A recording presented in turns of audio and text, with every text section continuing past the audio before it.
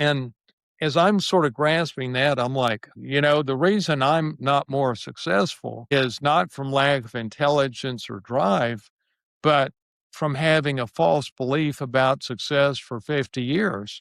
And that false belief was that I controlled my daily actions, when in fact, I don't control my daily actions. And at least back then, because they're unconscious. And if I want to have a higher level of success, I have to gain control over those unconscious daily actions.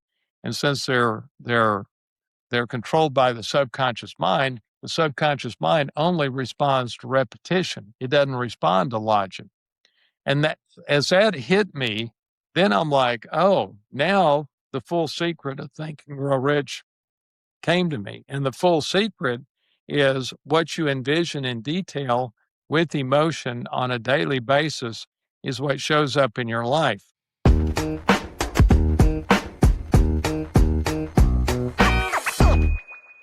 Welcome to the Impact Factor, conversations with entrepreneurs who started, stumbled, and succeeded. I'm your host, Dr. Rebecca White, and I'm really pleased that you decided to join us for today's episode. Today, I'm talking to John Mitchell. He's the founder of Think It. He's a book author, and he's also a professor at the University of Texas, Austin. At age 50, John decided that he was unfulfilled in a number of ways in his life, and he wanted to make a transformative change. So he decided to read Napoleon Hill's book, Think and Grow Rich, and look for the secret that could really help him find the change he was looking for. Well, he spent a lot of time studying it, and he developed a 12-minute daily ritual that he says changed his life and has changed the lives of many others. So he teaches this in his classes, he works with his clients, and he shares it in his book, and he's sharing it today with us. So I hope you enjoy this episode with John Mitchell.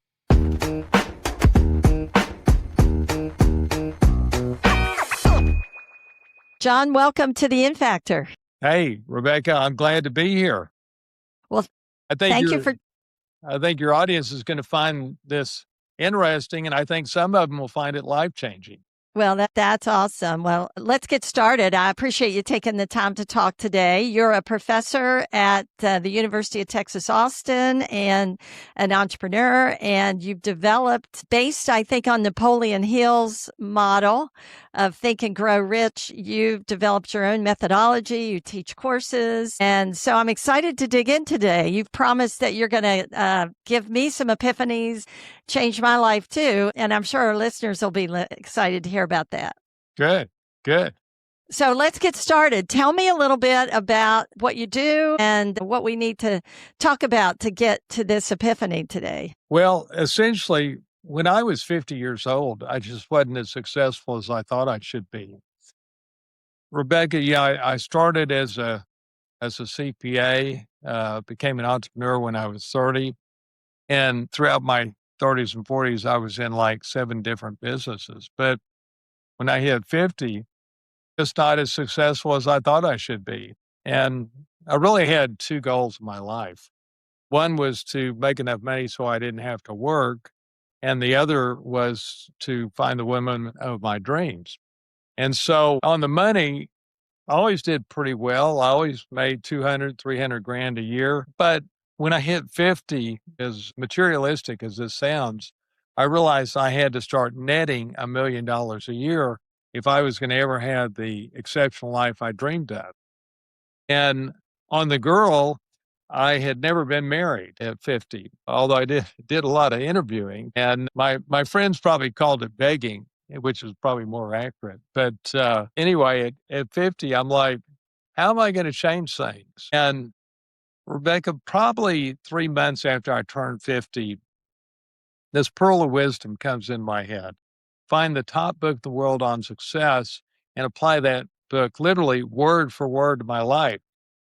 And so I remember jumping out of bed and doing the research, and I'm sort of blown away by what I discover, that there's one book that's been read by 150 million people. It's the top book in the world on success by a factor of 10. And that book is Think and Grow Rich, which I bet you probably read, right? Yeah, yeah, it's a great book, and I think most entrepreneurs at some point probably came across that book. Right. Well, I'm like, I can't believe this is setting up so perfect. Who knew there was one book that's the top book by a factor of 10 on success? So I race out, buy the book, read the book, and Rebecca, then I discover the problem. The author says there's a secret for success, but he only gives us half of the secret. So on the reader to figure out the other half. And so I'm bummed out. I mope around for probably 3 weeks. And one day I just get up and go, John, just man up, figure out the damn secret. And so I immersed myself in the book for probably 2 to 3 months and probably read it 20 times. And ultimately, I figure out the full secret and a 12-minute a day technique to apply it. And I started applying it to a new business I was starting in the reverse mortgage field. And suddenly, my income starts doubling and doubling and doubling to where approximately 4 years later, I'm blessed to be making 25 times the 200 to 300 grand a year I was making the prior 20 years.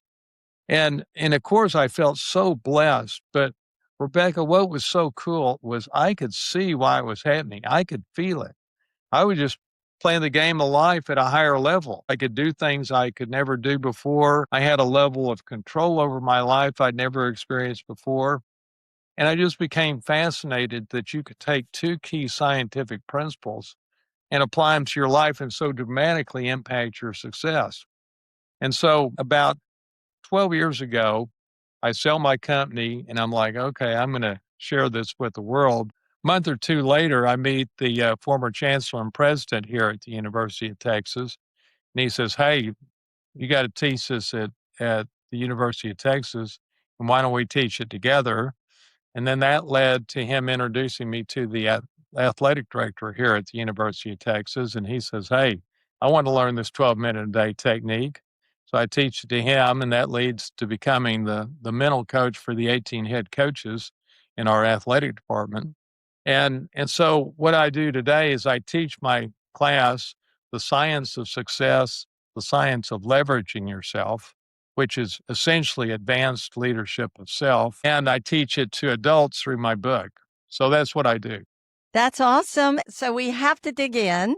Let's go back to Napoleon Hill's book. Okay. And to the two principles. So, for our audience listening, what did you take from Napoleon Hill's book? What was the principle, the one secret, or not secret, the one technique that he taught you? And then we got to dig into your technique. Right, right. Well, the key thing that I learned, two key things. First, that your daily actions determine your success in life. And more significantly, that 95% of your daily actions are unconscious. And once you grasp the significance of that, your life is never the same. And you know, I think you'd find this interesting, and this is probably worthwhile asking your audience. How do you create success in your life? How do you create success in your life? That's the question I asked myself at 50, because obviously what I was doing wasn't working to the degree I wanted it to. And what I see is that most people will stumble around to answer that question because they've never been asked that before. And then the more pertinent question is, do you feel like your results reflect your potential and your intelligence?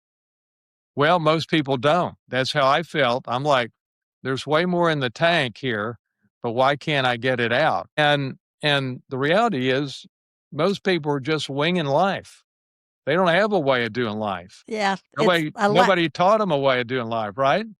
A lack of intentionality, right? And, you know, here's an issue, John. I hear you because I think that's something that I've gained through years of living in wisdom is the importance of intentionality. Right. And starting my day with that. But I can also remember back to years of my life when I was so busy that I was in survival mode. So, I'm a mom. I was a mom for many years. I was a single mom for many years. And I also had a career. I was working, it was challenging. So, how do you deal when I hear you and how do we make that change? Well, I heard a great line from Tony Robbins. He says, if you don't have 10 minutes, you don't have a life. And, I get that we're all busy. Well, sure. But, but you, what I'm going to teach is having immense intention and clarity. And I bet you agree with me. The reason people are winging life is nobody sat them down and said, here's a way to do life that will create success in your life. They're not taught it in grade school or high school and in college, although I feel like I'm the exception to that. And then they get out in the real world. Nobody's teaching them how to be successful with a 12-minute day technique. I mean, would you agree with that? Would agree. I mean, I think that we probably are not practical enough in a lot of what we do in higher ed. But you're right. I think that's not the top priority. And it's interesting. So you learned that daily actions matter, and 95% of our actions are, Unconscious. unconscious. But that wasn't enough to get you to where you needed to get to. So you said you read the book maybe 20 times or multiple times, and then you found a second secret. And what was that? Well, let me explain basically the secret and how I discovered Okay. it. I think that's the most effective way to do this. So there I am at 50, not feeling I'm reaching my potential or anywhere close to it. Well, there was a little more going on in my life than just feeling the scarcity of time. My mom was dying of pancreatic cancer. Every day after work, I would go to the hospital and see her, hold her hand, love on her. And then, Rebecca, I would go in the cold, dark parking lot and just cry my eyes out for 45 minutes to an hour. It was going on every night for like 6 to 8 weeks. And of course, I'm feeling the impending loss of my mom.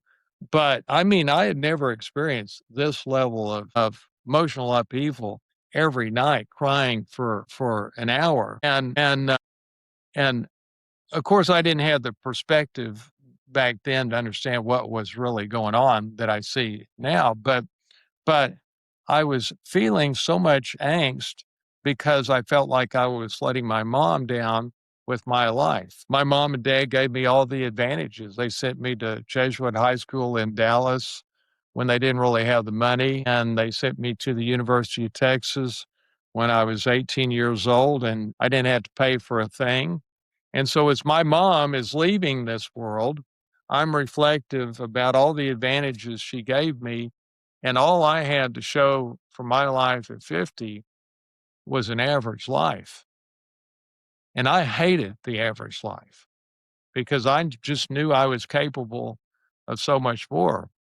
And so now I see that intense feeling of letting my mom down was like rocket fuel and causing me to go deeper into Think and Grow Rich than any other person on the planet ever had to figure out the secret. Does that make sense? I guess, but I'm curious about the loss of a loved one and the desire and your desire to grow rich. How did that relate for you? Ask me that again. Let me be sure I give you a So good answer. I'm curious about, because I lost my mom too. And I think for me, when I lost my mom, my goals were more about relationships than they were about Well, that's a very good point. It wasn't so much about the money, really. It was about playing the game of life at my full potential. That was the main yeah. thing. Yeah, that makes sense. Yeah. But with that said, finding a partner in life was actually more important than the money. But those two things beyond playing the game of life at my full potential, those two things were front and center. And so, So in a way, we could say grow rich in it's not just money, it's about relationships and all those things that make our life rich. absolutely, don't think in terms of rich being money, but as you'll see, the level of control this gives you allows you to gain whatever that is you desire. Maybe it is money, maybe it's a relationship. But I remember the night that I discovered the secret. I mean, it was feels like it was yesterday. Yeah, I go see my mom and hold her hand and love on her, and then go in the hospital parking lot and cry my eyes out for an hour. But this night felt different, Rebecca, because it was snowing in Dallas, which doesn't happen very often. And I remember starting my drive home, and I see the big snowflakes hitting my windshield. And I get home and I plop myself in my nice, comfy chair and start reading Think and Grow Rich again. And again, this is probably the 20th time I've read it. And this particular night, I read what I had mentioned a minute ago, that your daily actions determine your success, that the cumulative effect of your daily actions determine your success in each area of your life. Well, I never thought of success in that simple of terms, but I bought that. And then I read essentially that 95% of your daily actions are unconscious. And I'm like, huh, that's interesting. And at that point, then I'm like sort of ready to go to bed. So I wash my face and brush my teeth and put my little head on the pillow. And Rebecca, I cannot stop thinking about what I just read, that 95% of my daily actions are unconscious. And as I'm laying there, I'm like, it felt like a bolt of lightning struck me. I'm like, well, whoa, wait a minute. If my daily actions determine my success and 95% of them are unconscious, then I don't actually control the very thing that's determining my success. And I also realized that because they're unconscious, my conscious mind intelligence and intellect is not driving my daily actions. And I'm like, whoa, this is profound. And then I'm like, it's sort of a surreal moment. I see the snowflakes falling in my backyard, and it just feels surreal. And I'm like, well, what is what is controlling my daily actions? Well, if they're unconscious, it's my subconscious mind and my autopilot.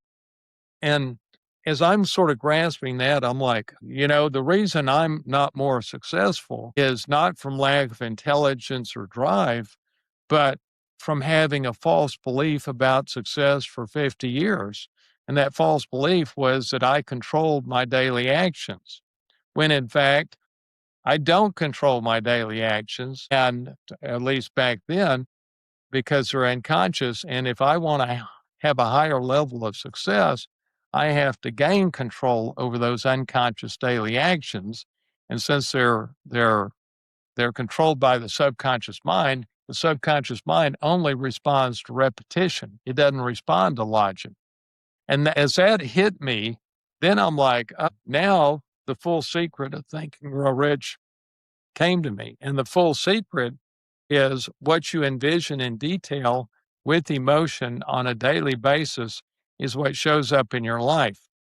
And let me say that again. What you envision in detail with emotion on a daily basis is what shows up in your life.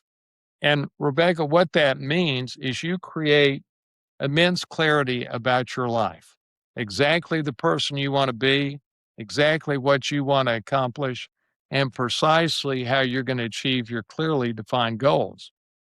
Then you take that clarity and put it on a template I created. Actually, putting it on the template allows you to create the clarity in the first place. And then you feed that clarity to yourself every day. It takes approximately 12 minutes a day. And after you do that, then three things happen. The first thing you experience is immense sense of control over your life. Well, of course you would. You're feeding the succinct articulation of your desired life to yourself each day. Of course, you feel control. Second thing you experience is confidence from direct result of the control you feel. And you also feel de-stressed because the mind thrives on order. I mean, and you're creating so much order in your mind from feeding the succinct articulation of your desired life. And then the third thing you experience, and this takes 21 days, this does not happen immediately, but after 21 days, then the right actions start happening automatically. And those upgraded daily actions then creates the life you desire. It's profoundly simple. Well, but it is based in a lot of I think there's a lot of research around these ideas of visualization and the power of visualization, goal setting, clarity about what you want in life, right? I mean, I think there's a lot of research to support all of the elements of what you're talking about. I'm curious about how you, as you work with students and as you work with others on this, where do you find resistance? Because it is something I think, there's probably a lot of people out there listening to this that could take 12 minutes out of their computer doom scrolling, if you will, Right. or social media, and they could probably take, find that 12 minutes, and I'm guessing that there's some power in doing it maybe first thing in the morning as you set your day or last thing at night, or I mean, you've probably got a strategy for that. But where do you see resistance to this? Because we still see the majority of people walking around with 95% of their actions probably unconscious. Well, great question. Let me put this in perspective. Um, a few years ago, I don't know, maybe 5 years ago, I decided I'm going to go find the top expert in the world on success and show him or her what I created and see if, if there's anything similar to it or if there's flaws in it. And so I ultimately decided that Darren Hardy is the top expert in the world on success. And so I write a big check. I take my wife, who I found my wife using this methodology. We go out to La Jolla, California, spend 3 days with Darren. The magic moment comes. I put the template in his hands. I explain how it works, and he goes, "John, this is really good." But he says people aren't going to spend 12 minutes a day on this. And I'm like, "Whoa, how can that be? It 25x my income." Time magazine did a cover story on the science behind it, and we're applying the central concept of the top book in the world on success to people's lives. I mean, what do you mean they're not going to spend 12 minutes a day on it? And he says, he sort of, smile comes over his face and he sort of kicks back. He says, "John, the dirty little secret in the success business is that for the vast majority of people, success is merely a preference." He says, "This is only for the people where success is a necessity." And he says the ones that it's a preference for is 98% of the people out there. And that sort of blew me away. I realized, oh, I see the problem with me. I thought this is for everybody, sort of to your point. And then I realized, well, that's looks that way because I'm looking at the world through my eyes, thinking everybody's like me when in fact they are not like me. And the effect of that ended up being that, okay, so it's for the 2%. Okay, well, I'm like, I'm going to go find those entrepreneurs that were like me, that had been stuck making 200, 300 grand a year and want to go to a million a year, netting a million a year. And I'm going to find those people. And so to lure them in, I gave them a money back guarantee that if I couldn't double their income within a year, I would give them back the approximately $20,000 I would charge them. I teach it to them over 6 weeks. And so if I couldn't double their income within a year, I'd give them their money back, but they had to be making a minimum of $200,000 a year. So, and if you played out the math, you know, they were getting a 35 to 40 to 1 return on their money with a money back guarantee. And it worked great. I mean, this is pure science. It cannot not work. It won't work if you don't do it, but if you do it, it works. But what evolved was I started filming the success stories. But after about a year and a half of doing that, I'm like, this is very unleveraged. This is not a leveraged way to do it. And that sort of spawned, the creation of my book, uh, to make it available to way more people. But at the end of the day, it's still for the 2%. So if you're in the 98%, this is not for you. So, one of the things that I'm curious about, I hear you. I remember someone told my husband, a very successful gentleman, when my husband was in college, he said it's actually, there's so much opportunity to be successful because so few people are trying. Exactly. So it's kind of the same thought process. But I wonder if a lot of the people are not trying or not able to practice this because they don't really know what they want or what their goals are. So maybe they'd like to be successful, but they don't know what they want out of life. Have you run into that? And do you think that's an issue? Rebecca, I think you're dead on. I absolutely. I mean, when you look at Think and Grow Rich, and he's really the genius of this, not me. I just developed the way to apply it. But what Napoleon Hill is saying really is he says, sit down, create immense clarity about your life. What do you want? What do you want? And then once you see what you want and how you're going to get it and the person you want to be, then you just feed it to yourself every day. And that's the repetition the subconscious mind needs to make the right actions happen automatically. So I think you're exactly on. So when you're teaching, especially when you're teaching young people that maybe haven't experienced a lot of life and maybe they're challenged with this question that we bring up, do you address this issue of, hey, I don't know what my passion is. I don't know what I'm interested in. I don't know what my goals are. I heard a great analogy for that on a recent podcast. I asked a similar question. And the gentleman I was interviewing, his name was Tim Parker. He said, well, my answer to that is the same as if you asked me, I don't know what my favorite food is. Because if you asked me that question, I would say, well, you got to go out and do a lot of tasting. And so how do you address this for some young person or someone maybe even at a mid-career change that just doesn't know what they want, but they know they're not happy with where they are?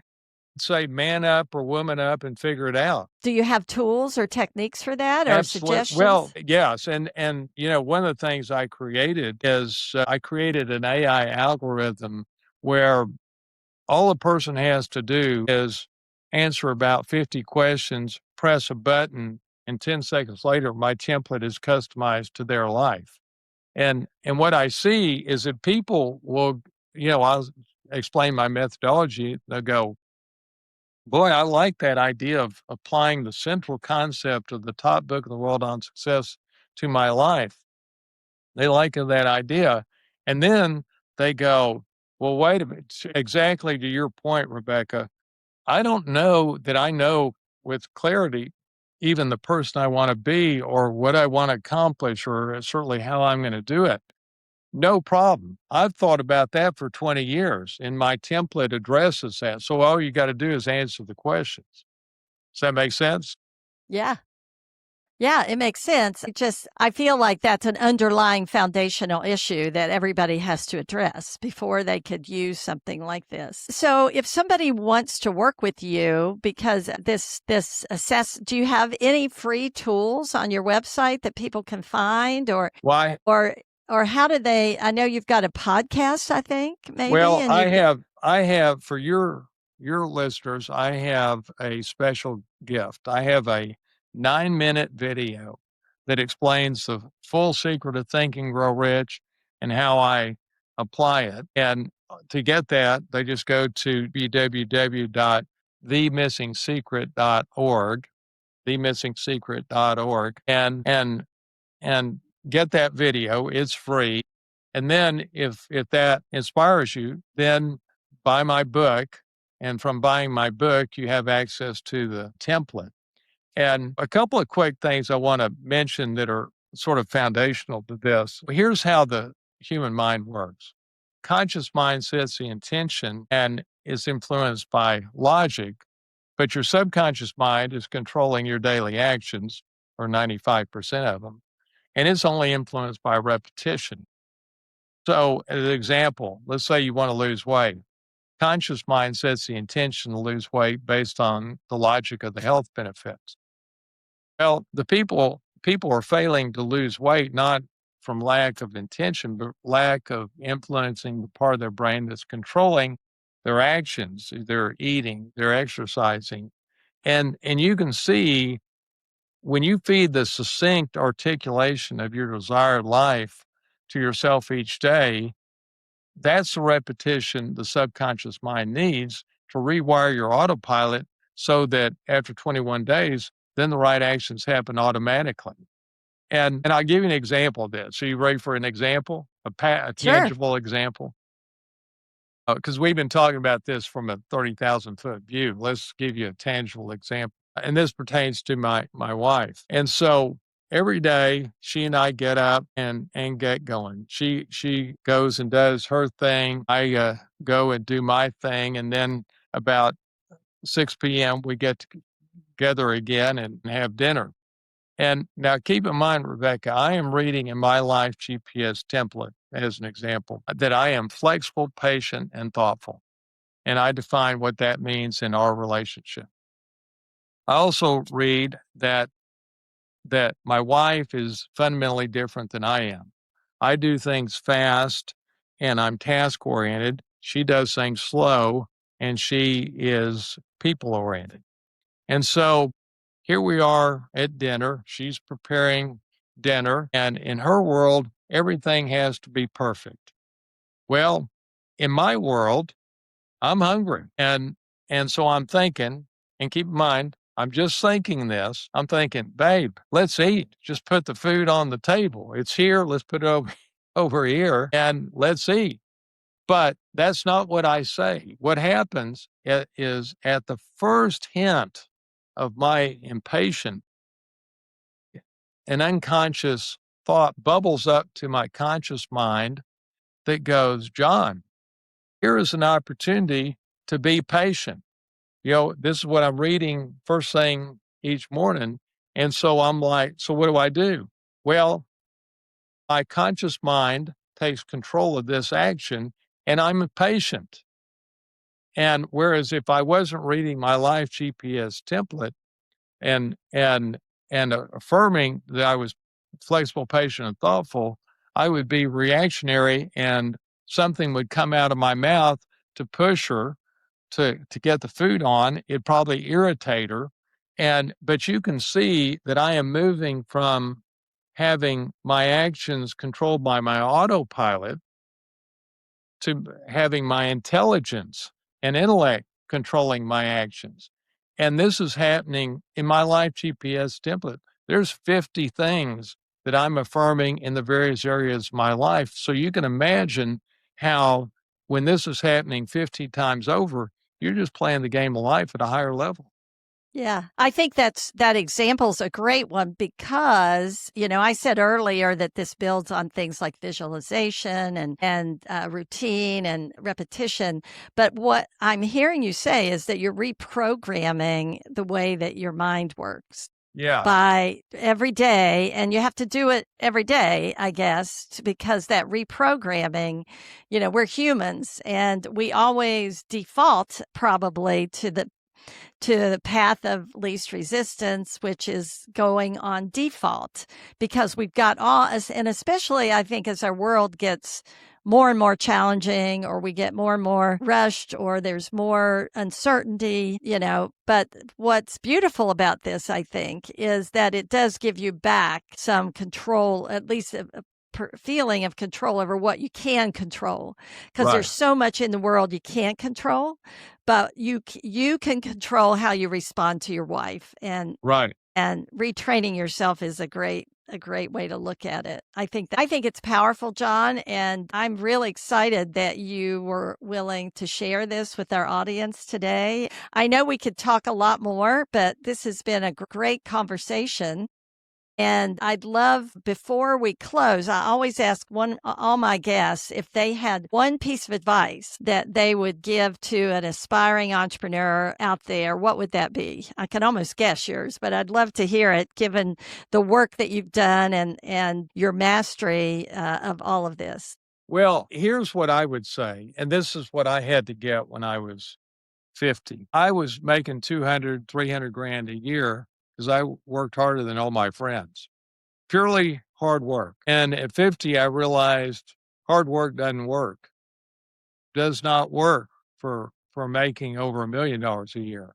You got to work smart. And what I evolved to understand is that this whole thing is built on 95% of your daily actions are unconscious. And once you sort of grasp the immense implication of that, and you see that your greatest asset, which is your intelligence and intellect, is not directing the very thing that determines your success, your daily actions, that should be the epiphany that goes off in people's heads to go, "Oh, I gotta fix that. I gotta gain control of those unconscious daily actions." And this is sort of the method I think that you do it with. And so that would be my message to them.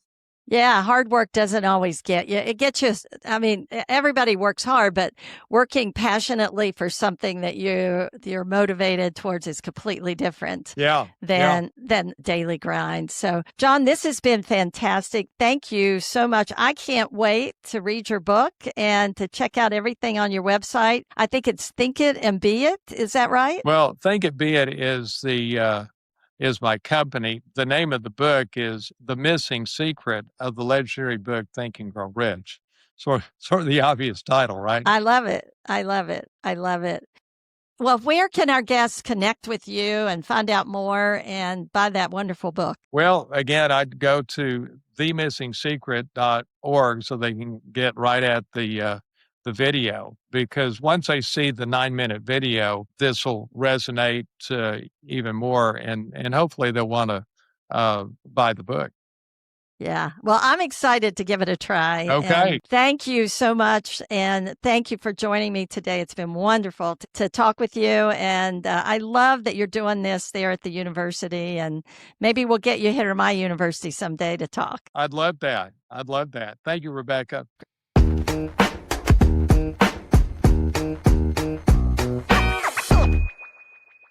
I hope you enjoyed this episode of The In Factor with John Mitchell. And until next time, I invite you to visit my website at Dr. Rebecca White. That's drRebeccaWhite.com. There you'll find my books, past podcast episodes, as well as our new EI lab. And I'm really excited about this. This is a space where I'm sharing my latest research on entrepreneurial intelligence. Our mission with the lab is to help you build that more clarity, capability, and judgment so that you can navigate uncertainty with greater confidence, agency, and resilience. I hope to see you there.